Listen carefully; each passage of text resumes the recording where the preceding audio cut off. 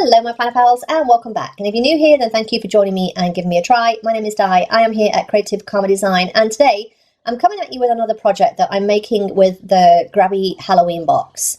So I decided that when I saw these papers and I knew I had this like blackout paper notebook thing.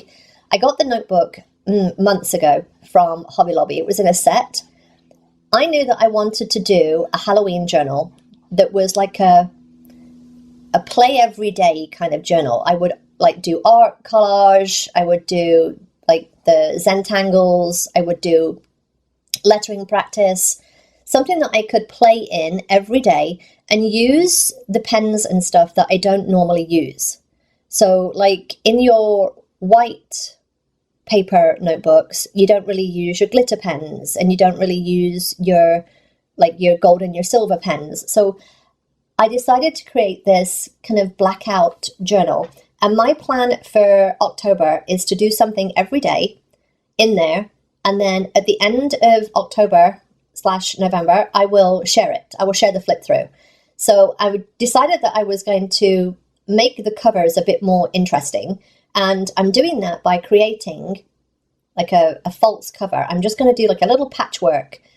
If you remember, I did a Happy Planner divider with the Grabie box and for my October in my catch-all because the divider was kind of boring, and I sewed on the divider. So in the 4 sections, I just ran it through my sewing machine just for something fun. I used to do stuff like that all the time when I was scrapbooking and card making, and I miss it. So I am literally using all of the scraps from that project. And even you can see here that square paper, the orange and black, that's got the test stitching on it, and I've just included it. And that is the plan for this little journal, this little notebook, is that I literally just play every day. I take half an hour, whatever it is, and I play. And it could be that one day I do 5 minutes, the next day I do 3 hours. Like there's no time limits on this. So yeah, I am going to use, since I've done this, I found some other stickers that I want to use, the ones from Michaels. You'll see these come in later on this week. But yeah, I just wanted to share the process, really, of if you have little scraps, you can make something like this. Like you can make a fun cover for your journal. All I've done is all of the little scraps, like the papers are the same back and front. And all I've done, some of them have got stitching on, some of them haven't. I've just made sure that I've inked the edges of everything so that it looks a little bit more cohesive. And you'll have seen the original start of this. I've inked the very outside edge trim of the journal.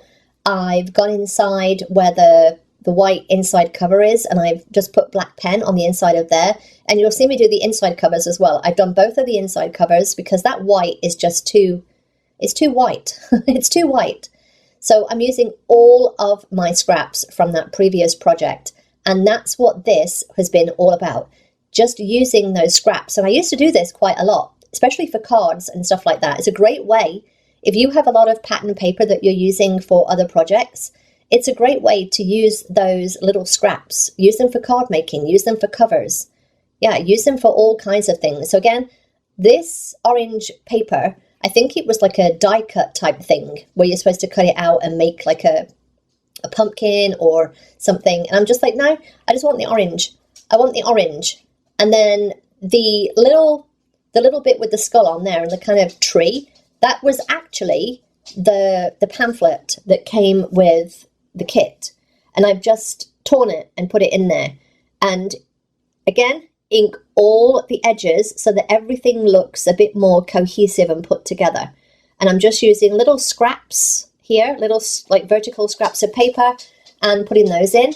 And then this is the key. If you have new note paper, crumple it all up. Like I did like a couple of crumples here, inked all the edges, and then run over the top of it with your dry ink foam thing, because it makes it look a lot more aged and a bit more distressed. And this is where you'll see I'm no longer using the regular corner rounder because it got quite thick. So I'm using the corner chomper by We Are Memory Keepers.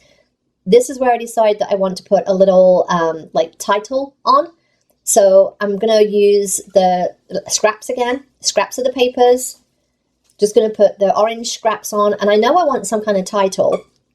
So what I do, I go into the Grabie kit because I knew there was die cuts in there and there was other stuff that I could use. And you'll see me use those later. I'm going to work on the other outside cover. Again, I'm going to use one of the title notepaper pages so that I know I only need to do the outside edges.